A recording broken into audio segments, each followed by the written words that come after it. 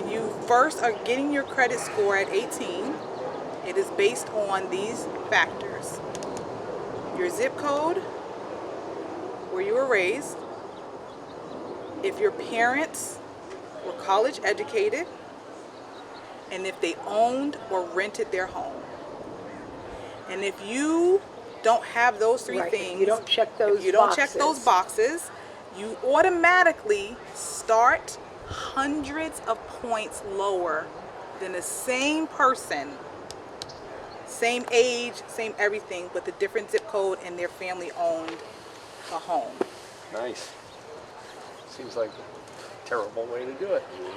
It's only recently, within the last 12 months, that places like Experian and Equifax are trying to start putting someone's rent on their credit, right? Because your rent never shows up. Well, and as they should, especially in the world that we're living in, where where a lot of people's rents are more mortgage. Absolutely. And painted religiously for years, Absolutely. decades sometimes. Right. So to reverse engineer it, we have to look at that law, those simple laws that were put there, and also restructure credit worthiness. Because being able to own a home, like even back with when our veterans came over, if they were black, they could not use their GI. They could not use it.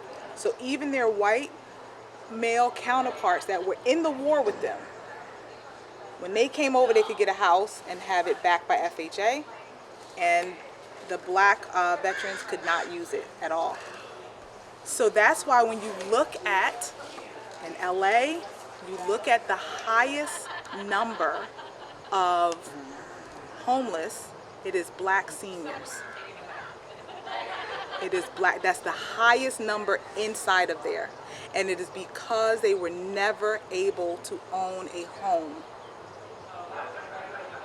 And so when you look, you have to restructure it that way. Right. Of home ownership. And then that way they can even, when they get older, you get reverse mortgage. It's all these things when you have something. Right. And so that's how we reverse engineer it. When you look and you say, we want to start a small business, right? Someone wants to start a small business. Well, just a short time ago, 50 years ago, when you look at the loans that were giving out, they were given out to immigrants, but in black neighborhoods. And so people never realized that, because they were like, yeah, we will give you money, but you can't open your business here. Right. You can go open it there.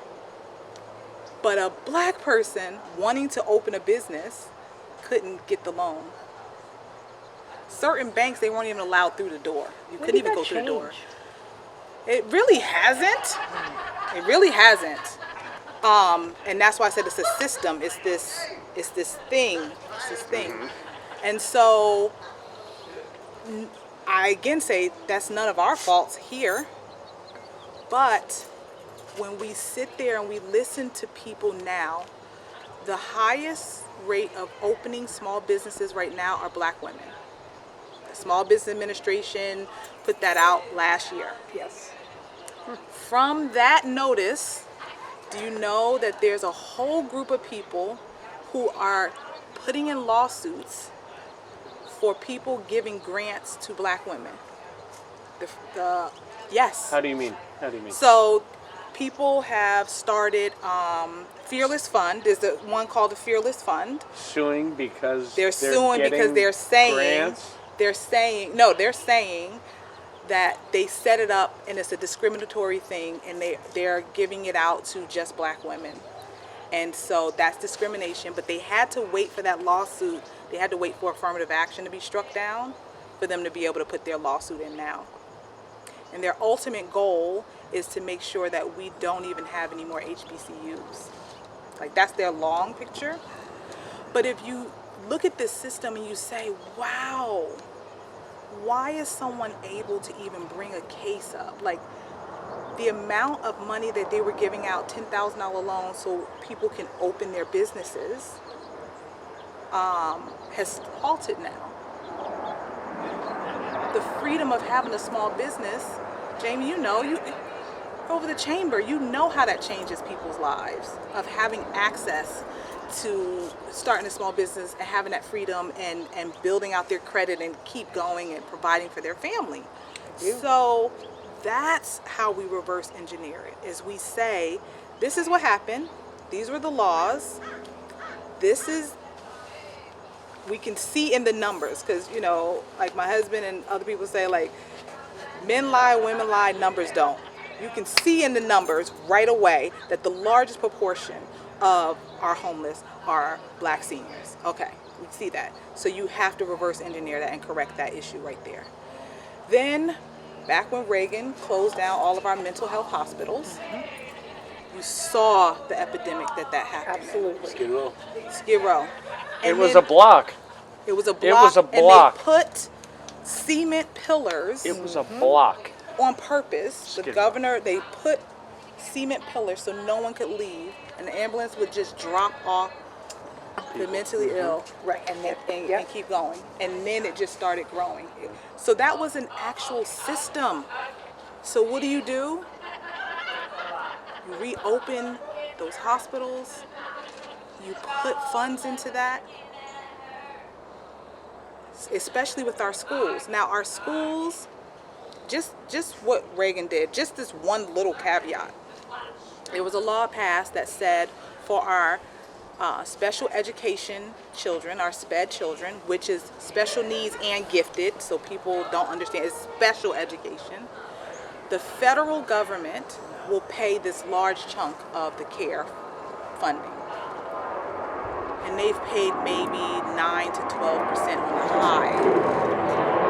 So we, as a state of California, should go after the federal government said the 80s you said you would be paying this amount. That would immediately give us money for our schools, for our special needs children, who parents, especially the ones that have high needs and they need more so life skills than book skills, because their parents are fearful that when they get a certain age, like 18, and they don't have life skills, how are they going to be out in this world? Are they going to be, I've talked to parents, are they going to be the next Skid Row person? Because once they're 18, they don't have, the parental rights. And so we have to reverse engineer that part too. And we just have to systematically look at this, press that button, fix that, go to the next thing, fix that, because it's all set up and it works just fine. Let me ask you a question. Yeah. So, what's the first step in fixing that system? What do we need to do? I think, like I said earlier, is Vote the right people in office? That's a quick answer. Yeah. Support and vote the right people who's going to fight for this agenda in the office. I like it. That's the answer. Because the people in power now, a lot of them either don't know this or they don't care about it because it doesn't affect them directly. but it's also the Amen. Maslow hierarchy of needs. They keep us so in survival mode that we cannot even save ourselves, let alone go think about helping someone else. And it doesn't make us selfish. We're literally trying to survive. Right.